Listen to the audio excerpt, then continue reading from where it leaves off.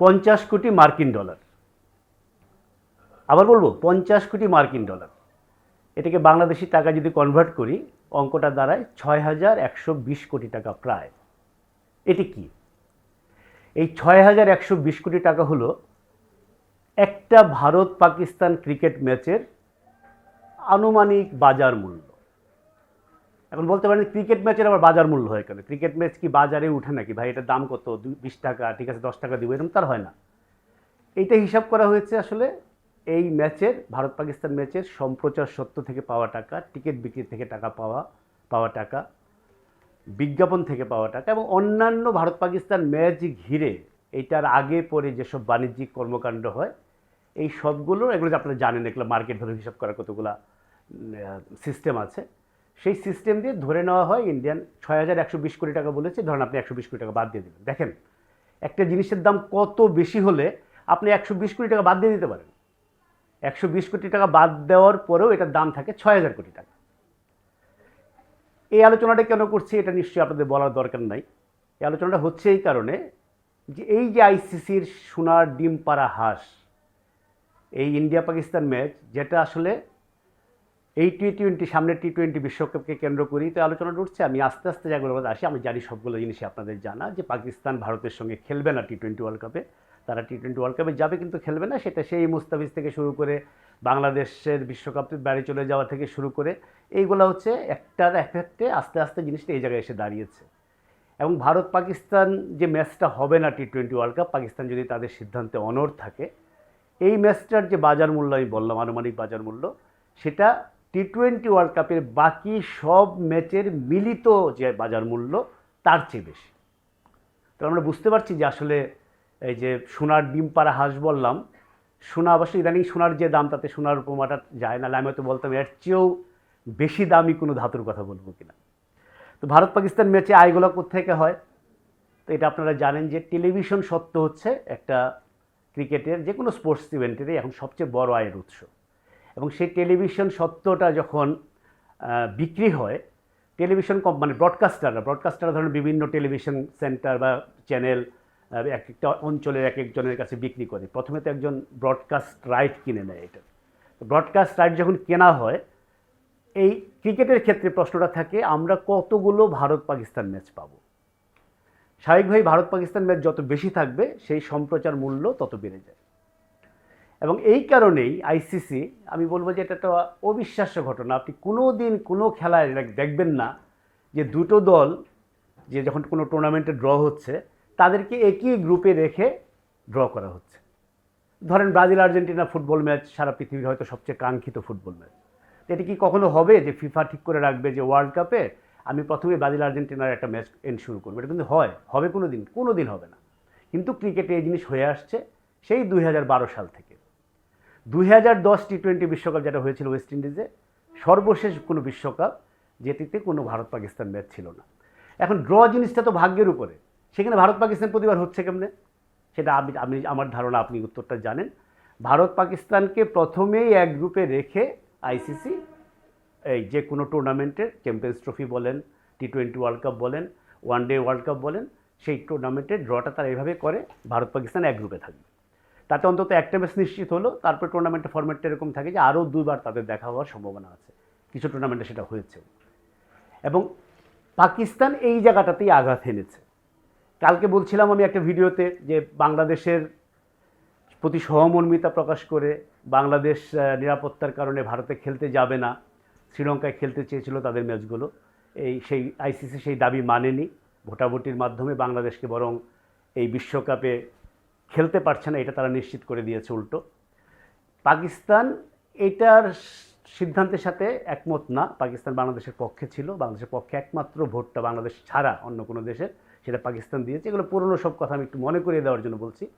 তখনই মানে আলোচনা হচ্ছিল যে পাকিস্তান একটা কিছু করতে পারে বাংলাদেশের সমর্থনে, সেটা তারা অলরেডি করেছে। তারা বলেছে বিশ্বকাপে যাবে এবং ভারতের সঙ্গে খেলবে না। এবং এইটার ইফেক্টটা কত বড় এটা আমি এতক্ষণ কিছুটা হলেও বোঝানোর চেষ্টা করলাম এই কারণে যে অন্য যে কোনো ক্ষেত্রে, ধরেন এখানে অন্য কোনো একটা দেশ পার্টিকুলার কোনো একটা ম্যাচ যদি তারা বলতো এই ম্যাচটা আমরা খেলবো না, সেটা কিন্তু এইরকম আলোড়ন তুলতো না। এটার আলোড়নটা দুই কারণে, এই দুই দেশের পলিটিক্যাল রাইভালরি, ঐতিহাসিক যে বৈরিতা, সেগুলো তো আছেই। কিন্তু আপনি যদি সরাসরি জিনিসটাকে টাকার হিসাবে যান, একটা ভারত পাকিস্তান ম্যাচের বাজার মূল্য যেটা আমি বললাম ৬,১২০ কোটি টাকার মতো আনুমানিক মনে করা হয়। শুধুমাত্র যদি আপনি সম্প্রচার সত্তর পয়েন্ট অফ ভিউ থেকে দেখেন যে খেলাটা টেলিভিশনে এবং বিভিন্ন স্ট্রিমিং সাইটে যে খেলাটা প্রচারিত হয়, সেখান থেকে আপনার প্রায় ৩০০ কোটি রুপি, মানে যেহেতু ইন্ডিয়া এই বাজারটা নিয়ন্ত্রণ করে, জিও হটস্টার হচ্ছে এখন এটার টিভি রাইটস বা এই ব্রডকাস্ট রাইট কিনে রেখেছে, ৩০০ কোটি রুপি এই ভারত পাকিস্তান একটা ম্যাচ থেকে আয় হয়। ডেফিনেটলি অঙ্কটা আপনার চেঞ্জ হবে। টি-20 ম্যাচে আপনার ৪০ ওভারের খেলা, ১০০ ওভার যখন ওয়ানডে ম্যাচ যখন খেলা হয় তখন ১০০ ওভার খেলা হয়, মানে সর্বোচ্চ কমও হতে পারে, মানে সর্বোচ্চ ১০০ ওভার হওয়া পর্যন্ত সম্ভব। স্বাভাবিকভাবেই বিজ্ঞাপনের কতটুকু আপনি বিজ্ঞাপন দেখাতে পারবেন সেটার পরিমাণটাও এতে কমে বাড়ে এবং রেটটাও হয়তো একটু ফ্ল্যাকচুয়েট করে। আমি একটা ইন জেনারেল একটা আপনাদের আইডিয়া দিচ্ছি। ভারত পাকিস্তান ম্যাচে 10 সেকেন্ডের একটা বিজ্ঞাপনের স্লটের জন্য 40 লাখ রুপি পর্যন্ত দাম উঠেছে বলে আমরা জানি। অঙ্কটা কেউ কেউ বলে 45 লাখ রুপি। আর এখন রুপিকে যদি টাকায় কনভার্ট করেন, এটা আসলে বাংলাদেশি টাকায় প্রায় 45 লাখ থেকে 50 লাখ টাকা। আমি আবার একটু মানে বোঝার জন্য বলি, 10 সেকেন্ডের বিজ্ঞাপনের স্লট, কিন্তু 10 সেকেন্ডের বিজ্ঞাপনের স্লটের জন্য ইন্ডিয়া পাকিস্তান ম্যাচে আপনি 40 থেকে 50 লাখ টাকা আপনাকে খরচ করতে হয়। তো আইসিসির যেটা বলছিলাম, সোনার ডিম পাড়া হাঁস, আইসিসির এত যে উপার্জন, এত যে টাকা পয়সা, এবং যেটা থেকে আইসিসি সদস্য দেশগুলো তারা অনুদান পায় একটা নির্দিষ্ট পার্সেন্টেজ, ইন্ডিয়া এটাতে সবচেয়ে বেশি কন্ট্রিবিউট করে এবং ইন্ডিয়ায় সবচেয়ে বেশি টাকা পায়, 38.5% টাকা পায় ইন্ডিয়া। বা পাকিস্তান পায়, আমি একটু দেখেই বলি এটা এত পার্সেন্টেজের হিসাব, পাকিস্তান পায় হচ্ছে আপনার 5.75%। তো এখন ইন্ডিয়া পাকিস্তান যেহেতু এটা সবচেয়ে বড় রেভিনিউ জেনারেট করে ইয়েতে, আইসিসি টুর্নামেন্টগুলোতে, এই আয়টা যখন কমে যাবে অটোমেটিক্যালি সবগুলো দেশের আয় কমে যাবে। কারণ হচ্ছে বিশ্বকাপের আয়টাই তো এই মানে অংশগ্রহণকারী দেশ থেকে শুরু করে আইসিসি যত সহযোগী সদস্য আছে যারা ফুল মেম্বার না, টেস্ট খেলে না, এটা তো ধরেন সংখ্যাটা শতাধিক, এই সবগুলো দেশের ভিতরে টাকাটা ভাগ হয়ে যায়। কাজে ইন্ডিয়া পাকিস্তান ম্যাচ না হওয়া মানে হচ্ছে আইসিসির আয় এই টুর্নামেন্ট থেকে মানে অনেক অনেক গুণ কমে যাওয়া, এবং যেটার প্রভাব প্রতিটা দেশের উপর পড়বে। এখন পাকিস্তান কি ক্ষতিগ্রস্ত হবে না? পাকিস্তান তো ক্ষতিগ্রস্ত হবে, কারণ যেহেতু ভারত পাকিস্তান ম্যাচ থেকে যদি আয় না হয়, পাকিস্তানের পার্সেন্টেজ যেটা আছে সেটা কমে যাবে। তার চেয়ে বড় কথা হচ্ছে পাকিস্তান এই টুর্নামেন্টের অংশ নেবে বলে যে চুক্তিতে স্বাক্ষর করেছিল, যেটা মেম্বার্স এগ্রিমেন্ট একটা এগ্রিমেন্ট থাকে, পার্টিসিপেশন এগ্রিমেন্ট, সেটা তারা ভঙ্গ করছে। কাজে আইসিসি তাদের বিরুদ্ধে শাস্তিমূলক ব্যবস্থা নিতে পারে। তারা এই টুর্নামেন্টের অংশ নিলে যে টাকাটা পেত সেই টাকাটা না পেতে পারে। তাদের যে অ্যানুয়াল যে শেয়ারটা তাদের মানে নির্ধারিত ছিল সেটা তারা না পেতে পারে। যেটা বাংলাদেশের ক্ষেত্রে আমরা আলোচনা করেছি। বাংলাদেশ যখন ভারতে খেলতে অস্বীকৃতি জানালো, শ্রীলঙ্কায় খেলার দাবি জানালো, এবং শ্রীলঙ্কায় না হলে বাংলাদেশ বিশ্বকাপ খেলবে না বলে তারা পরিষ্কার জানিয়ে দিল, তখন বাংলাদেশের ক্ষেত্রেও এটার আর্থিক প্রভাবটা কী হবে সেটা আমরা এ নিয়ে প্রচুর আলোচনা হয়েছে। এখন ইন্ডিয়া পাকিস্তানের এই ঘটনাটা কেন্দ্র করে ব্যাপারটা যে জায়গায় গিয়েছে, সেটাকে যদি আমি এক কথায় ব্যাখ্যা করি, সেটা আমি আসলে বলবো যে এটা ক্রিকেট এই উপমহাদেশে, এটা হয়তো একটা ভিন্ন আলোচনার দাবি রাখে, লম্বা আলোচনার দাবি রাখে, ক্রিকেট এই উপমহাদেশে তার জনপ্রিয়তার বলি হয়ে গেছে। এটা এই কারণে বলছি যে এই যে মুস্তাফিজকে বাদ দেওয়া আইপিএল থেকে, এর প্রতিবাদে বাংলাদেশের ভারতে যেহেতু স্বীকৃতি জানানো, বাংলাদেশের সঙ্গে একাত্মতা প্রকাশ করে পাকিস্তানের ইন্ডিয়ার সঙ্গে না খেলার সিদ্ধান্ত, এর ভিতরে ক্রিকেট কতটুকু আছে এটা আমার ঘোরতর সন্দেহ। আসলে সন্দেহ নাই, ক্রিকেট আসলে একদমই নাই। পুরো ব্যাপারটি একটা জিও পলিটিক্যাল গেমও বলা যাচ্ছে না, গেম আপনি বলতে পারেন একটু হালকা, যেহেতু খেলা রিলেটেড ঘটনা, এই জন্য গেম বলতে পারি। পুরো জিনিসটাই একটা রাজনৈতিক পাল্টাপাল্টি চলছে, একটা রাজনৈতিক খেলা চলছে, এবং ক্রিকেট ব্যবহৃত হচ্ছে রাজনীতির গুটি হিসাবে। কারণ হচ্ছে ক্রিকেট হচ্ছে এই অঞ্চলের সবচেয়ে জনপ্রিয় খেলা। এবং আপনি অবাক হবেন জানলে যে এই যে ছেলেদের ক্রিকেটে ভারত পাকিস্তান পরস্পরের সঙ্গে খেলে না, বাইল্যাটারাল সিরিজ খেলে না, এই বিশ্বকাপ এশিয়া কাপ ছাড়া তাদের কখনো দেখা হয় না, তারা কিন্তু এই সর্বোচ্চ পর্যায়ের যে ছেলেদের খেলাটা হয় এর নিচের দিকে যদি যান, আন্ডার-19, অন্য এমার্জিং খেলা বা অন্য লেভেলে, তারা কিন্তু রেগুলার নিজেদের সঙ্গে পরস্পরের সঙ্গে মুখোমুখি হচ্ছে। এবং অন্য খেলাতে কিন্তু দুই দেশের ভিতরে সফর বিনিময়ও মাঝে মধ্যে হয়েছে। ক্রিকেটে লাস্ট যেটা হয়েছে 2007 সালে পাকিস্তান ভারতে এসেছিল, 2008 সালে মুম্বাই হামলার পর এই দুই দেশের মধ্যে আর কোনো সফর বিনিময় হয়নি। তারা শুধুমাত্র আইসিসি টুর্নামেন্ট এবং এশিয়া কাপ এই জাতীয় কোনো টুর্নামেন্টে তাদের দেখা হয়, এবং যেটা বললাম শুরুতে ঠিক করে নেওয়া হয় এই দুই দেশ যেন এক গ্রুপে পড়ে এবং তারা যত বেশি ম্যাচ খেলতে পারে। এখন এই যে পাকিস্তান যে সিদ্ধান্তটা নিয়েছে যে ভারতের সঙ্গে খেলবে না, এর ফলে তাদের বিরুদ্ধে নানা রকম শাস্তিমূলক ব্যবস্থা হতে পারে।